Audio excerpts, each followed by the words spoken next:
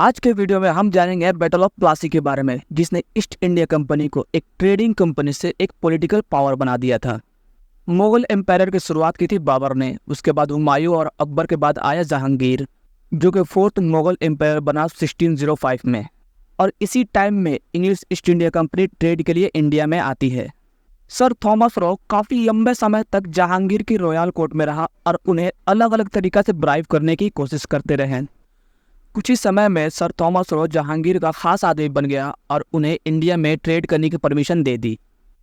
ये east India company के लिए अग्नि परीक्षा से गुजरने के बराबर था, जो कि 1618 में उन्होंने वो पार कर चुके थे और सूरत में अपनी पहली फैक्ट्री ओपन करते हैं। 1628 में शाहजहां, उसके बाद 1658 में औरंगजेब मुगल का 6th किंग बना।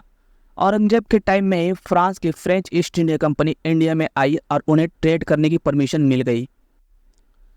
औरंगजेब दक्कन में मराठा कॉन्फ्लिक्ट की वजह से बंगाल पर नज़र नहीं रख पा रहे थे, इसलिए 1700 में औरंगजेब ने मुर्शिद कुली खां को बंगाल का दीवान बना दिया था। उस समय का बंगाल काफ़ी बड़ा स्टेट था, जिसमें बिहार, उड़ीसा और बांग्लादेश भी शामिल था, और उस वक्त बंगाल का कैपिटल था ढाका। मुर्शिद कुली खां ने 1704 में बंगाल का कैपिटल ढाका से मुर्शिदाबाद शिफ्ट कर दिए। 1707 में औरंगजेब की डेथ के बाद दो छोटे मोटे राजा आए, बहादुर शाह फर्स्ट और जहांगीर शाह। उसके बाद 1713 में फारुखशियार आया, जो कि 9th मुगल किंग था। फारुखशियार ने 1717 में ईस्ट इंडिया कंपनी के सारे टैक्स माफ़ कर दिया और एक फरमान जारी कर दी कि वो अब बिना टैरिफ के ट्रेड कर सकते हैं। वहीं दूसरी तरफ फारुखशियार ने 1717 में मुर्शिद कुली खां को बंगाल का पहला नवाब बना दिया था। मुर्शिद कुली खां ने भी काफ़ी ईमानदारी दिखाई और बंगाल से मिलने वाले रेवेन्यू को मुगल एम्पायर के साथ शेयर करते रहे।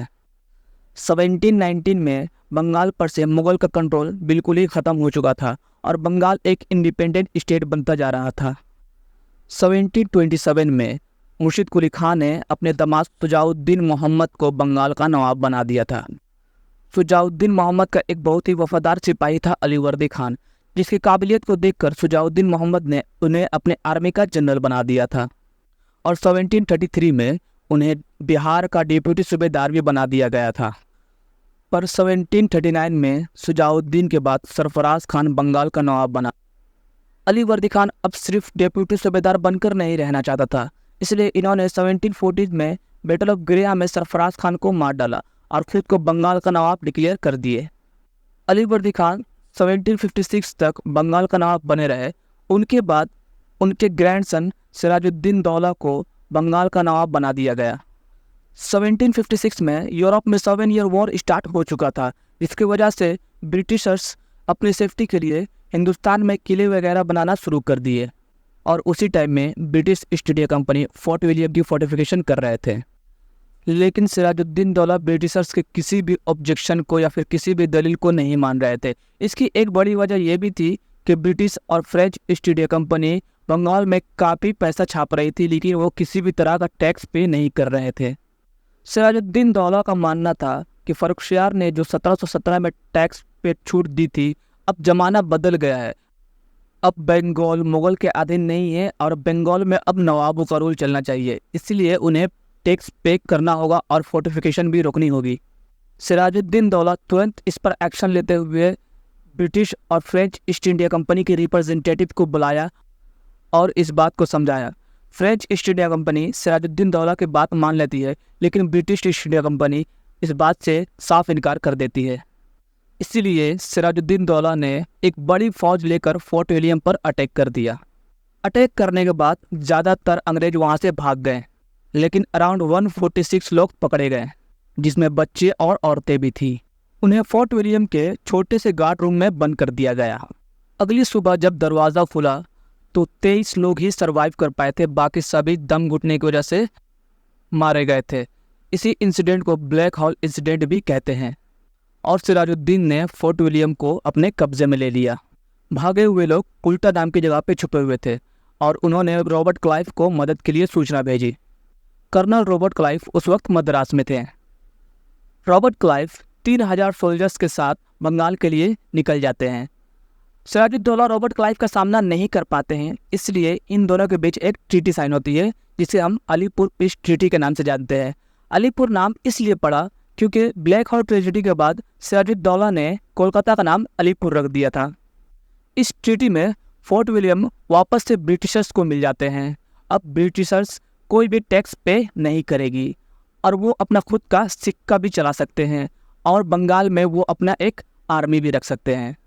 ये पीस ट्रीटी ज़्यादा दिन पीस नहीं रख पाई क्योंकि ब्रिटिशर्स ये तय कर चुके थे कि वो और अब सिराजुद्दीन दौला को बंगाल का नवाब बने नहीं रहने देंगे। इसलिए उन्होंने सिराजुद्दीन दौला के commander in chief Mir Jafar को ये लालच दिया कि वो अगर उनके साइड आ जाते हैं तो वो उन्हें बंगाल का नवाब बना देंगे। और उसके बाद 1756 में ब्रिटिश ने बंगाल के चंद्रनगर में फ्रेंच सेटलमेंट पर हमला कर दिया। सिराजुद्दीन दौला को लगा कि ब्रिटिशर्स अपने लिमिट को क्रॉस कर रहे हैं, इसलिए सिराजुद्दीन दौला ने ये तय कर लिया कि वो अब ब्रिटिशर्स पर हमला करेंगे। इस बार ये जंग लड़ी गई भागीरथी नदी के किनारे प्लासी में और ब्रिटिश ने मीर जाफ़र के साथ मिलकर सिराजुद्दीन दौला को मार डाला और मीर जाफ़र को बंगाल का नवाब बना दिया। मीर जाफ़र रॉबर्ट क्लाइव के लिए कठपुतली की तरह काम करता रहा। इस बैटल ऑफ प्लासी के बाद जो ईस्ट इंडिया कंपनी ट्रेड के लिए इंडिया में आई थी, अब यह पॉलिटिकल पावर बन चुकी थी।